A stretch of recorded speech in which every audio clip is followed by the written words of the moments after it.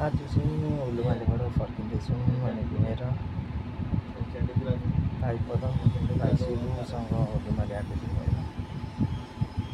अनि घुमेर फर्किँदै गर्दाखेरि चाहिँ एयरपोर्ट चाहिँ विषयहरूलाई यसो खिच्नु मन लागेको खिचेको रमाइलो छ। एउटा सुन्दर छ ठाउँ मलदिप्स हो। पारि देख्दै गरेको चाहिँ माले, यो चाहिँ हुलुमालेको बाटो एयरपोर्ट हो। अहिले ठिक्कै म ब्रिजको त्यहाँनिर आइपुगेको छु। अब चाहिँ ब्रिज क्रस हुँदैछ। यो चाहिँ अब ब्रिज हो। यो 2018मा बनिएको यो ब्रिज। पहिला चाहिँ यहाँ बोटहरू मात्रै चल्थ्यो।